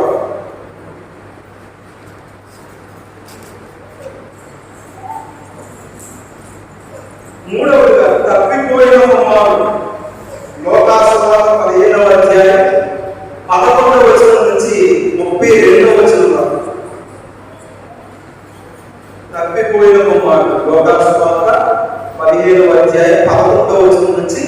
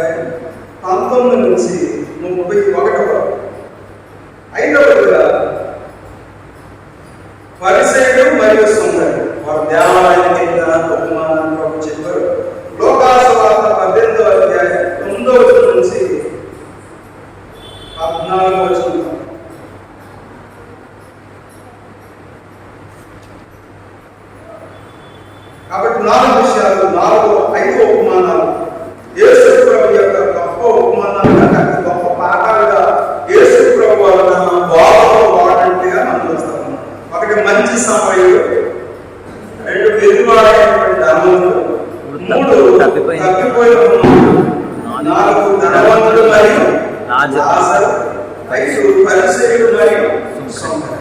కాబట్టి ఈ ఉపమానాన్ని మనం కోట్ చేసుకోవడమే కాదు, అప్పుడప్పుడు చాలా తగ్గిపోయిన కుమారుడు చాలా సందర్భాల్లో యవనస్తుల ఉపయోగించబడుతున్నటువంటి ఉపమానం. కాబట్టి యేసు ప్రభు ఆయన బోధనలో చాలా ఉపమానాలు వాడాడు. అలా ఉపమానాలు వాడడం వల్ల ఏం జరిగిందంటే ప్రజల యొక్క అంతరంగ హృదయాలకు దేవుడి వాక్యం చొచ్చుకుపోయింది. వాక్యాన్ని చెబుతూ పరలోక సంబంధమైన మర్మాలను తెలియజేస్తూ ఆయన ఉపమానాలు చెప్పాడు. అందుకనే పండితులు, కామరులు, విద్య లేనివారు, విద్యావంతులు అందరూ కూడా యేసు ప్రభు వాక్యాన్ని సునాయాసంగా అర్థం చేసుకున్నారు. నేను దినాల్లో సునాయాసంగా అర్థం చేసుకోవడానికి కారణం ఏంటంటే కొంత గ్రీకు, కొంత హెబ్రీ, కొంత ఇంగ్లీష్, కొంత హిందీ, కొంత తమిళం, కొంత మలయాళం ఇలా చెప్పడం వల్ల ప్రజలకి ల్యాప్టాప్ పెట్టేసుకొని ల్యాప్టాప్ పెట్టేసుకుంటే అవన్నీ చెప్తే ఎవరికి అర్థమవుతుంది. కాబట్టి యేసు పెట్టుబడి ల్యాప్టాప్ పెట్టుకోలేదు కదా.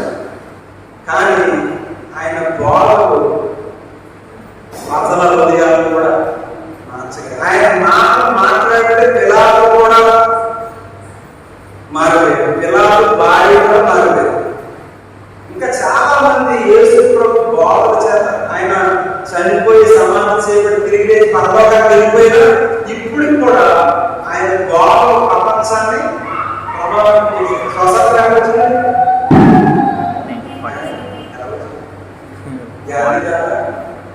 అది మహాత్ముడు ప్రయాసపడి వచ్చింది. ఆయన ఏ బోధన అనుసరించాడు? యేసు క్రీస్తు బోధన అనుసరించాడు. గుడిసెల మీద పడితే ఇప్పుడు ఎవరైనా చూపించడాగా చెత్తకొట్టేస్తారు, అడ్డుకొట్టారనుకోండి ఈ 2 దవలు కూడా యేసు ప్రభు బోధన చేత చాలా మంది ప్రభావితం చేయబడ్డారు. రాజకీయ వేత్తలు ప్రభావితం చేయబడ్డారు, వ్యాపారవేత్తలు ప్రభావితం చేయబడ్డారు, పండితుల నుంచి పామరుల వరకు, పేదవాళ్ళ నుంచి ప్రధానమంత్రి వరకు ప్రతి ఒక్కరు కూడా ఏం చెప్తారు? మన ఎలక్షన్ అయినప్పుడు కొంతమంది ఏం చేశారు చెప్పండి? అయిపోయిన తర్వాత విజయం సంపాదించిన తర్వాత ఏం కొట్టేశారు చెప్పండి? ఏం కొట్టేశారు? తను తాను తగ్గించుకున్నవాడు హెచ్చరించబడు, తను తాను హెచ్చరించుకున్నవాడు తగ్గించబడు. మమ్మల్ని కోటేశారు. అంటే యేసు ప్రభు బాగా ప్రభావితం చేశారు. కాబట్టి లోకాల సువార్త మనం చదివినప్పుడు ఆయన బోధన, ఆయన ఉపమానం చాలా వ్యక్తులను ప్రభావితం చేశారు. ఒక ధనవంతుడు ఉన్నాడు, వాడు పాపంలో కూర్చుకున్నాడు. కూర్చుకుని నా ప్రాణ తిను త్రాగు సుఖించు. ఇప్పుడు ఎవరైనా తెగదాకెత్తారనుకోండి, అది పక్కన పెట్టండి. ఆడు కూడా ఆడుకున్నాడు. ఆడు కూడా ఏం చేశాడు? ధాన్యం కూడా కట్టించుకున్నాడు. నీళ్ళే భయం శాంతి కట్టించుకున్నాడు. శుభ్రంగా తాగాడు, తిరిగాడు. గోదావరి వస్త్రాలు వేసుకుని తిరగడు. ఏ వస్త్రం కావాలి ఆ వస్త్రం, ఏ తిండి కావాలి ఆ తిండి. మనం నాట్లో చెప్తున్న రోజు నిలబడుకోవడం కాకుండా ఫోన్ చేసేవాడు కదా. చివరికి దేవుడు ఏమన్నాడు? వెర్రివాడ. అంటే సంపదను బట్టి, సౌభాగ్యాన్ని బట్టి, జీవించే జీవన విధానాన్ని బట్టి పదం పెంచుకుంటారు కానీ దేవుడు పెంచుకోడు. దేవుడు అంతరంగాన్ని వస్తాడు. కాబట్టి అవసరం ఇది గుర్తుపెట్టుకోవాలి. చాలా మంది వాడే పదం ఏంటంటే, అన్న ఎప్పుడు ఎంజాయ్ చేస్తామన్నా, ఏమాట లైఫ్ ఇప్పుడే ఎంజాయ్ చేస్తామన్నా అంటారు. దేవుడు ఎంజాయ్ చేయి కానీ ఒక టైం వస్తుంది. దేవుడు ఇచ్చిన అవకాశాన్ని వ్యవస్థలో ఉపయోగించకపోతే యేసు ప్రభు చెప్పిన బోధ వైపు వాళ్ళు తెరవకపోతే చాలా ప్రమాదకరమైన విషయాన్ని దేవుడు కొన్ని ఉపమానాలుగా చెప్పాడు. ఒకటి తగ్గిపోయిన ఉపమానంగా చెప్పాడు. వ్యవస్థను ఉద్దేశించి మీరు తగ్గిపోవాలని చెప్పాడు. అలాగే మంచి సమరణ ఉపమానంగా కూడా చెప్పాడు. అంటే యెరూషలేములో ఉన్నవాడు ఎక్కడ వస్తాడంట? ఎరుకలో తిరిగిపోవాలని చెప్పాడు యేసు ప్రభు. ఎక్కడ యెరూషలేము దేవుని సన్నిధిని చూసినట్టే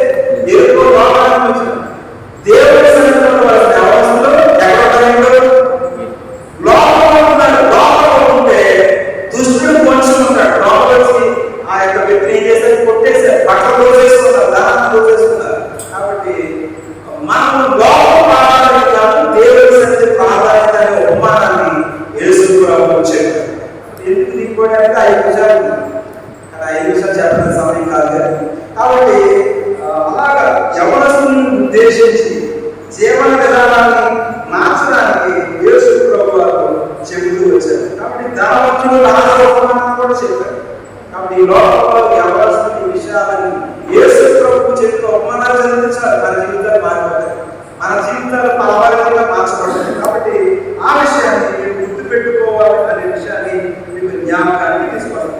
కొంతైనా మీకు అర్థమైన విషయాన్ని నేను అర్థం చేసుకుంటా ఉన్నాను. ఇంకా 2-3 విషయాలు చెప్పి నేను లోకాసువార్త యొక్క వివరణ ముగించాలని ఇష్టపడతాను. అందరికి ఇష్టమైన వాళ్ళకి ఇష్టం లేదు. ఇలా చేతి పైగా ఇష్టానికి ఇష్టం లేదు, చేతి కూడా లేదు. అంటే అంటే వరుసగా చెప్పుకుంటూ వచ్చాను. ఎన్ని విషయాలు చెప్పాను చెప్పండి. లోకాసువార్త యొక్క పరిచయం, గ్రంథ యొక్క పరిచయం, సువార్త ఎవరికి రాశారు, లోక విషయ సూచిక, సువార్తలు ఎవరికి రాశారు, అలా కొంత వివరణ మీకు ఇవ్వడం. అయితే లోకాసువార్తలో లోకా ఏం చెప్పాడంటే యేసు ప్రభు యొక్క ప్రార్థన గురించి చెప్పాడు. ఆ ప్రార్థన ఏంటో మీకు జ్ఞాపకం చేస్తాను. యేసు క్రీస్తు ప్రభు ప్రార్థన చేస్తున్నట్టు చూపించాడు. చూడండి, 5 విషయాలు, 5 కోణాల్లో యేసు ప్రభు యొక్క ప్రార్థనని లోకా పరిచయం చేశాడు. కాబట్టి లోకా యేసు క్రీస్తు యొక్క చేసిన ప్రార్థనని పరిచయం చేస్తూ వచ్చాడు. ఒకటి, ఆయన బాప్తిస్మానికి ముందు ఆయన ప్రార్థించాడు. లోకాసువార్త 3వ అధ్యాయం 12వ వచనం. ఆయన బాప్తిస్మం పొందే ముందు ఆయన ప్రార్థించాడు. లోకాసువార్త 3వ అధ్యాయం 12వ వచనం. 2, ఏకాంత స్థలాల్లో ఆయన ప్రార్థించాడు. యేసు ప్రభువుకు అలవాటు ఏంటంటే ఉదయాన్నే లేచి ఏకాంత ప్రాంతాలకు వెళ్ళి ప్రార్థించాడు.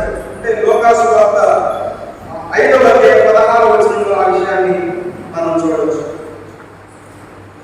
బాప్తిస్మానికి ముందు ప్రార్థించాడు. లోకాసువార్త 3:12. ఏకాంత స్థలాల్లో ప్రార్థించాడు యేసు ప్రభు. లోకాసువార్త 5వ అధ్యాయం 16వ వచనం. 3వదిగా శిష్యుల్ని ఎంపిక చేసేందుకు ప్రార్థించాడు. ఆయన ఎప్పుడు ప్రార్థించాడు? శిష్యుల్ని ఎన్నుకునేటప్పుడు ఆయన ప్రార్థించాడు. కాబట్టి ఆ విషయాన్ని మనం లోకాసువార్త 6వ అధ్యాయం 12వ వచనంలో చూడవచ్చు. 4వదిగా రూపాంతరం కొండ మీద ప్రార్థించాడు. లోకాసువార్త 9:29. రూపాంతరం కొండ మీద ప్రార్థించాడు. లోకాసువార్త 9వ అధ్యాయం 29వ వచనం. చివరిగా సిలువ మరణానికి ముందు గెత్సేమనే తోటలో ప్రార్థించాడు. సిలువ మరణానికి ముందు ఎక్కడ ప్రార్థించాడంటే గెత్సేమనే తోటలో ప్రార్థించాడు. లోకాసువార్త 23వ అధ్యాయం 46వ వచనం. కాబట్టి 5 ప్రార్థనల్ని ప్రత్యేకంగా లోకా పరిచయం చేశాడు. యేసు ప్రభు ఎంత ప్రార్థనాపరుడో అనే విషయాలు ఆయన తెలియజేస్తూ వచ్చాడు. మీరంతా ప్రార్థన చేస్తున్నారా? ప్రార్థన చేసుకుంటున్నారు. కొంతమంది ఎప్పుడు ప్రార్థన చేస్తారంటే ఉపచారం అయితే అవడాగా కోడి అవడానికి ప్రార్థన చేస్తారు. ఉపచారం అయితే అరగక ప్రార్థన, కోడి ఉంటే 5 నిమిషాలే. మళ్ళీ ఆ ప్రార్థన ఎలా చేస్తారంటే ఆ కోడి చేతి నుంచి ఆ చేతి పెట్టుకుని ప్రార్థన చేస్తారు. ఎవరికి మన ప్రార్థన కోరుకుంటూ ప్రార్థన అయ్యేది, మన ప్రార్థనలు ఉపచారం ప్రార్థన అయ్యేది. కానీ యేసు ప్రభు ప్రార్థన కావాలి. యేసు ప్రభు ప్రార్థన ఆయన అన్నిటికీ సిద్ధపడి ఉదయాన్నే లేచి ప్రార్థనలో పగలంతా పరిచయం చేశాడు, రాత్రంతా ప్రార్థన చేశాడు.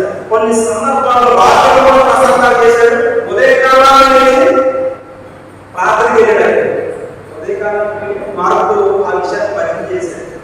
ఆయన 1వ అధ్యాయం 35 వచనంలో ఆయన ఇంకా తెల్లవారు ఉండగానే ఆయన ప్రార్థనకి వెళ్ళాడు.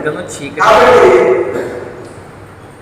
మనం లేఖనానికి ఎంత సమయం పడుతుంది చెప్పండి. ఎవరసలు 10 ఏళ్ళు లేకపోతే పూర్వకాలంలో స్త్రీ ఏం చేసేవారంటే, ఇక్కడ పెద్దలు ఉన్నారు కూడా చెప్తారు. పూర్వకాల స్త్రీ ఉదయాన్నే 4 గంటలు చేసి కుడిచి కర్రాలు వేసి అన్ని చేసి అన్ని వంట సిద్ధం చేసి అన్ని 4 గంటల క్లోజ్ అయ్యి.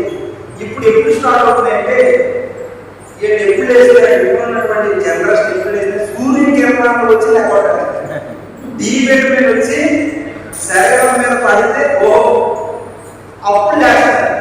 కాబట్టి ఆనాటి తరానికి ఈనాటి తరానికి ఎందుకు ఆనాటి తరంలో ఆరోగ్యంగా ఉన్నారంటే వాడు ఉదయాన్నే లేచారు. కొంతమంది ఎవరిస్తుంది వాళ్ళ అమ్మ వచ్చి లేపాలి, వాళ్ళ నాన్న వచ్చి లేపాలి, తొమ్మిది వచ్చి లేపాలి, రోజులు ఎగరాని పడతా ఉంటారు.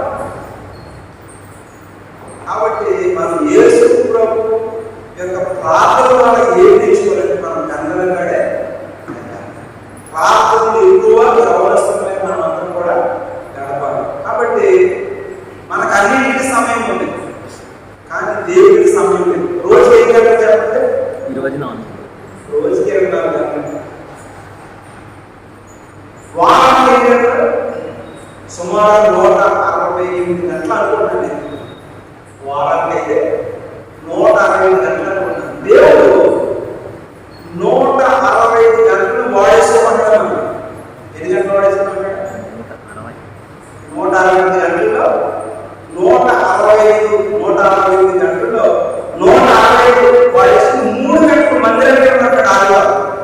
దానికి కూడా బాగుంటుంది, దానికి కూడా క్లీన్, దానికి ఎక్కడికి తాగకూడదు.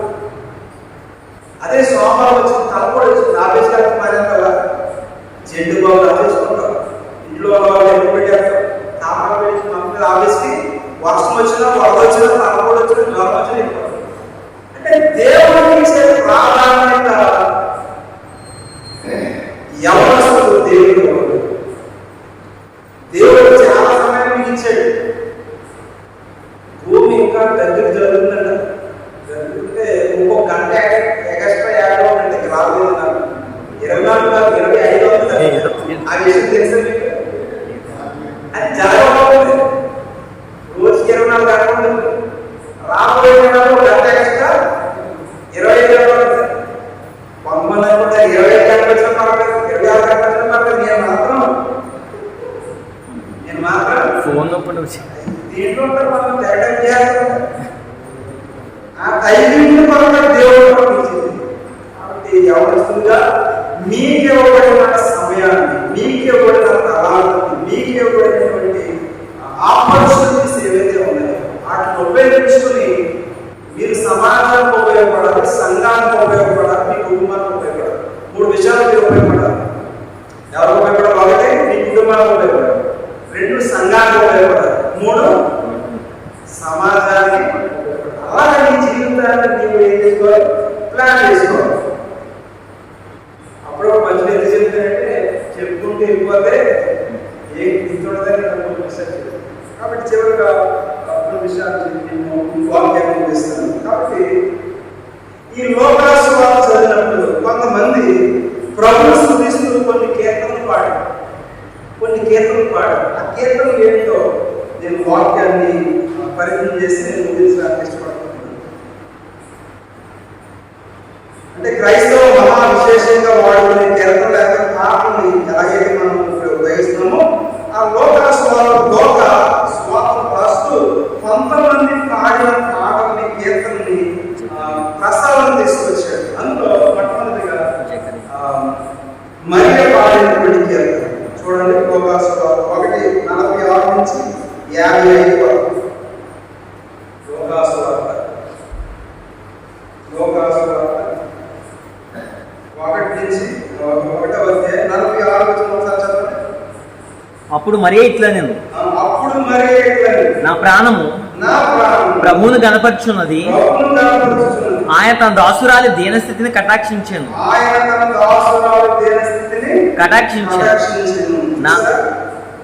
కాబట్టి మనం ఆలోచన చేస్తే ఈ వాక్య భాగంలో ప్రభు మరియా ఎలా దేవుని స్తుతించిందో ఆమె పాడిన కీర్తన గురించి మాట్లాడుతూ 1వ అధ్యాయం 46వ వచనం నుంచి 55వ వచనం వరకు ఆమె ఎలా ప్రభుని కీర్తన ద్వారా కనబడుతుందనే విషయాలు రాస్తారు. అది మొట్టమొదటి. రెండవదిగా జకర్యా పాడిన కీర్తన చూడండి. 1వ అధ్యాయం 68 నుంచి 79 వరకు. 1వ అధ్యాయం 68 నుంచి 79 వరకు. మూడవదిగా కీర్తన చూడండి, లోకాసు వార్త 2వ అధ్యాయం 14వ వచనం చదవండి. 2:14. సర్వోన్నతమైన స్థలంలో సర్వోన్నతమైన స్థలములో దేవునికి మహిమయు ఆయనకిష్టులైన మనుషులకు భూమి మీద సమాధానము కలుగునుగాక అని దేవుని స్తోత్రము చేయుచుండెను. దేవునికి స్తోత్రము చేయొచ్చు. కాబట్టి వాడు ప్రభువును స్తుతిస్తూ పాడేటువంటి కీర్తన, దేవలోకల కీర్తన కనబడతా ఉంది. చివరగా సుమియోను కీర్తన చూడండి, లోకాసు వార్త 2వ అధ్యాయం 29 నుంచి 32 వరకు. 2వ అధ్యాయం 29 నుంచి 32 వరకు. అతను ఏం పాడాడంటే, నాథా ఇప్పుడు నీ మాట చెప్తున్నా, సమాధానం నీ దాసుని పాలించుచున్నావు. అన్యజనులకు అన్యజనులకు నిన్ను బయలుపరచుటకు వెలుగుగాను, నీ ప్రజలైన ఇశ్రాయేలు మహిమగాను, నీవు సకల ప్రజల సిద్ధపరిచిన నీ రక్షణ నేను కనులారా చూచితిని. కాబట్టి లోక ప్రభుని వ్యక్తులు ఎలా కనపరిచారో, వారికి ఏదైనా స్తోత్రాలు, కీర్తనలు, పాటలు పాడాలి, పాడేటువంటి స్తోత్రాన్ని, కీర్తనని జ్ఞాపకం చేస్తూ వచ్చారు. ఒకటి మరియమ్మ స్తుతిస్తూ పాడింది, 2 జకర్యా, 3 4 సుమియోను, ఆ విధంగా వాళ్ళు పాడుతూ వచ్చారు. కాబట్టి ఈ లోకాసువార్త ఇన్ని విషయాలు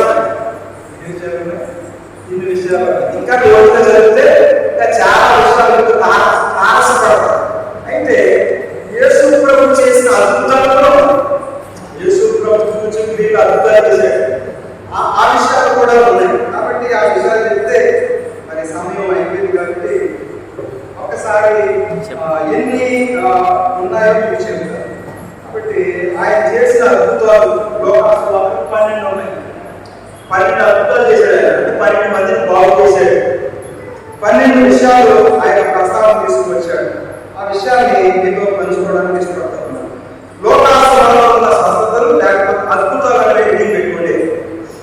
లోకాసువార్తలో ఉన్న స్వస్థతలు లేకపోతే అద్భుతాలు.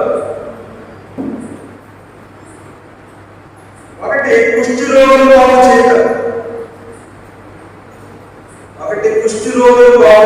లోకాసువార్త 5వ అధ్యాయం 12 నుంచి 16 వచనాలు. 2 పక్షవాత రోగులు బాగు చేయటం.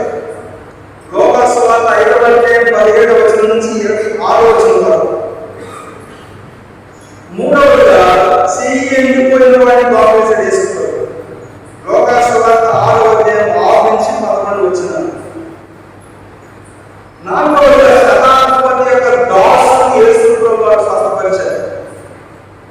లోకాసువార్త 7వ అధ్యాయం 1 నుంచి 10 వచనాలు. లోకాసువార్త 7వ అధ్యాయం 1 నుంచి 10 వచనాలు. 5వదిగా చనిపోయినటువంటి యవనస్తుని బ్రతికించాడు యేసు ప్రభు. లోకాసువార్త 7వ అధ్యాయం 11 నుంచి 17 వచనాలు. అంటే ఈ యొక్క లోకాసువార్త చదివినప్పుడు యేసు ప్రభు చేసినటువంటి అద్భుతాలు, యేసు ప్రభు చేసిన స్వస్థత మనకు కనపడతాయి. ఆయన సుమారు 12 అద్భుతాలని లోక ఏం చేశాడంటే ఆయన రాశాడు, ఆయన లిఖించాడు. 5వ అధ్యాయం 12 నుంచి 16. 5వదిగా చనిపోయిన యవనస్తుని బ్రతికించాడు. లోకాసువార్త 7వ అధ్యాయం 11 నుంచి 17 వచ్చాడు. 6వదిగా శ్యామతయ్యబడిన వాడిని బాగు చేశాడు. లోకాసువార్త 8వ అధ్యాయం 26 నుంచి 39 వరకు. 7వదిగా యాయీరు కుమార్తెను బ్రతికించాడు. 7వదిగా యాయీరు కుమార్తెను యేసు ప్రభు వారు బ్రతికించారు. లోకాసువార్త 8వ అధ్యాయం 40 వచనం నుంచి 56 వచనం వరకు. కాబట్టి ఆయన చేసిన అద్భుతాలు, స్వస్థతలు లోకాసువార్తలో కనబడుతూ వస్తా ఉన్నాయి. 8వదిగా ఆయన రక్తస్రావ రోగం కలిగిన స్త్రీని బాగు చేశాడు. లోకాసువార్త 8వ అధ్యాయం 43 నుంచి 48 వరకు. లోకాసువార్త 8వ అధ్యాయం 43 నుంచి 48 48 9వదిగా దెయ్యం పట్టిన పిల్లవాడిని బాగు చేసే చేసుకో. లోకాసువార్త 9వ అధ్యాయం 37 నుంచి 45 వచ్చిన. లోకాసువార్త 9వ అధ్యాయం 37 నుంచి 45 వచ్చిన. 10వదిగా 18 సంవత్సరాల నుంచి బలహీనపరచబడేటువంటి దయ్యం పట్టిన స్త్రీని విశ్రాంతి దినాన్ని బాగు చేశాడు. ఆమె నడుము మోగిపోయి ఉన్నప్పుడు యేసు ప్రభువు ఆ యొక్క స్త్రీని బాగు చేసినట్టుగా ఆమె యొక్క జీవన విధానాన్ని మరి విశ్రాంతి దినాన్ని ఆయన బాగు చేసినట్టుగా లోకాసువార్త 13వ అధ్యాయం 10 నుంచి 17 వచనాలు జ్ఞాపకాన్ని తీసుకొచ్చాడు. 11వదిగా యేసు 10 మంది కుష్ఠరోగులు బాగు చేశాడు. ఆయన 10 మంది కుష్ఠరోగులు బాగు చేశాడు. లోకాసువార్త 17వ అధ్యాయం 11 నుంచి 19 వచనాలు. చివరిగా ఎరుకోలో గుడ్డివాడిని బాగు చేశాడు. లోకాసువార్త 18వ అధ్యాయం 35 నుంచి 43. కాబట్టి లోకాసువార్తను మనం చదివినప్పుడు ఆయన చేసిన అద్భుతాలు, ఆయన చేసినటువంటి ఆశ్చర్య కార్యాలు మనకు కనబడుతూ ఉంటాయి. కాబట్టి ఇలాగా అనేక కోణాల్లో లోకాసువార్తను దేవుడు ఏం చేశాడు చెప్పండి, పరిచయం చేశాడు. అంటే యేసు ప్రభు దగ్గరికి అనేక మంది వచ్చారు. అందులో 3 వర్గాల వారు వచ్చారని చెప్పారు. 1 ఆహారం కొరకు వచ్చారు, 2 స్వస్థత కొరకు వచ్చారు, 3 తప్పులు పట్టుకున్న వారు వచ్చారు. 3 గుంపులు ఉన్నాయి. కాబట్టి అలా వచ్చిన ప్రభు ప్రేమించాడు. మనకి ఎలా ఏ రీతిగా వచ్చినా, ఏ తలపుతో వచ్చినా, ఏ ఉద్దేశానికి వచ్చినా యేసు ప్రభు మనం ప్రేమిస్తుంది. అది ఎవరు నేను చెప్పాలి అని అనుకున్నది ఏంటంటే, యేసు ప్రభు నీకు ఏ తలపుతో వచ్చినా, ఏ ఉద్దేశంతో వచ్చినా, నేర్చుకోవడానికి వచ్చావా, చూద్దామని వచ్చావా, చేద్దామని వచ్చావా, పరిచయంలో పాల్గొనడం వచ్చావా, అసలు ఏ ఉద్దేశంతో వచ్చినా యేసు ప్రభు నీకు చేసుకోవడానికి ఆయన సిద్ధంగా ఉన్నాడు. కాబట్టి శాస్త్రం పరిచయం ప్రభు చేసుకున్నాడు, రోగులు చేసుకున్నాడు, ఆహారం వారిని కనికరపడి వారిని చేసుకుని ఆహారం పెట్టాడు. కాబట్టి ఒక వ్యక్తి యేసు ప్రభు దగ్గరికి ఏ కోణంలో వచ్చినా సరే యేసు ప్రభు మనం ఏం చేస్తాడు, చేర్చుకుంటాడు, అప్పున చేర్చుకుంటాడు. కాబట్టి ఈ రాత్రి మనం దేవుని సన్నిధికి ఎలా వచ్చినా సరే యేసు ప్రభు మనం ప్రేమిస్తూ ఉన్నాడు. ఒక యవనస్తురాలుగా దేవుడి ప్రేమను అర్థం చేసుకున్నారు. దేవుడు ఒక విద్యావంతుడిగా వచ్చినా ఆయన స్వీకరిస్తున్నాడు, విద్య లేని వాడిగా వచ్చినా స్వీకరిస్తున్నాడు, తలాంతున్నా స్వీకరిస్తున్నాడు, తలాంతు లేకపోయినా స్వీకరిస్తున్నాడు. ఏది ఉన్నా లేకపోయినా ఆయన స్వీకరించే దేవుడు. కాబట్టి నీవు మనస్ఫూర్తిగా దేవుడి దగ్గరికి వస్తే, ప్రభు నా జీవితం మీద దేవుడి సన్నిధిలో ప్రార్థించగలిగితే నీ జీవితాన్ని ఫలవంతంగా, ప్రయోజనకరంగా ఆయన చేయడానికి ఇష్టపడతా ఉన్నాడు. కాబట్టి ఈ రోజు నీవు ఫలవంతంగా, ప్రయోజనకరంగా మార్చబడి వెళ్తావా, మారు మనస్ఫూర్తి వెళ్తావా, అది ఎవరు నిర్ణయించుకోవాలి, మనమే నిర్ణయించుకోవాలి. కాబట్టి దేవుడి దగ్గరికి లోకాసువార్తలో అనేక మంది వచ్చారు. మనం లోక సువార్తలు చదివినప్పుడు ఎవరు నిత్య సేవాన్ని వాడుతున్నప్పుడు నేనేం చేయాలని ఎంత గొప్ప వచ్చాడు. యేసు ప్రభు చాలా విషయాలు చెప్పారు. కానీ ఈ ఆస్తి నాకు వేదరించి నన్ను వెంబడించాలంటే ఆ యవనస్తుడు ఎలా అయిపోయాక దుఃఖపడుతూ వెళ్ళిపోయాడు, వ్యసన పడుతూ వెళ్ళిపోయాడు అనే విషయాలు పరిశుద్ధ గ్రంథంలో రాయబడింది. అంటే దేవుడి దగ్గరికి రావడానికి, దేవుడిని వెంబడించడానికి ఏ అర్థమో విడిచిపెట్టాలి. దేవుడు అంగీకరించడానికి, స్వీకరించడానికి ఆయన ఎప్పుడు సిద్ధంగా ఉంటాడు. ఎందుకంటే బైబిల్ గ్రంథంలో పరిశుద్ధ గ్రంథంలో రాయబడింది ఆయన దినగంతా దినం అంటే 24 hours ఆయన ఏం చేస్తాడు, ఆహ్వానం ఉంది. అయితే నువ్వు దేవుడి దగ్గరికి వస్తే ఆయనకు ఆయాసకరమైన విషయాలు విడిచిపెట్టగలిగితే ప్రభు నీకు నన్ను ప్రయోజనకరమైన వ్యక్తులుగా, ఫలవంతమైన వ్యక్తులుగా, ఇతరులకు ప్రయోజనకరంగా, సేవకు, సంఘానికి, కుటుంబానికి, సమాజానికి ప్రయోజనకరంగా చేస్తున్నటువంటి గొప్ప ధన్యత దేవుడు అందరికీ అనుగ్రహించాలని మనస్ఫూర్తిగా కోరుకుంటూ, దేవుడిని విశ్వాసం నుంచి దేవుడిలో కొనసాగుతూ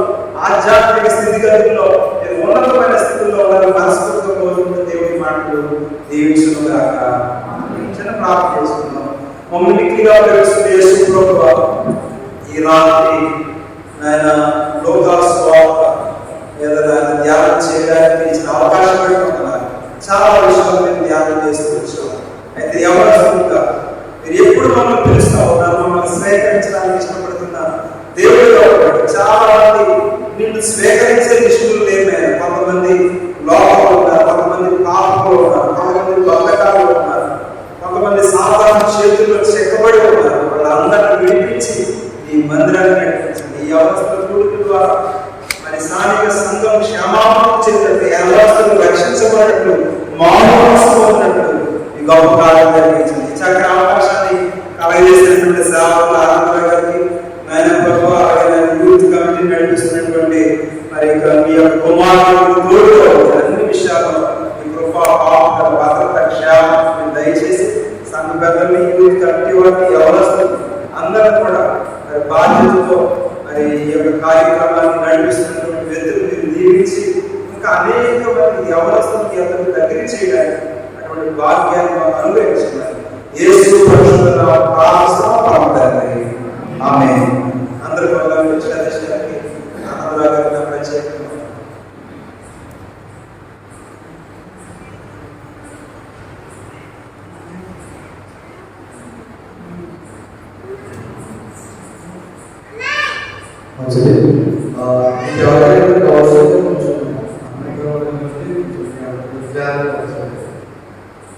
లోకా సువార్త మీద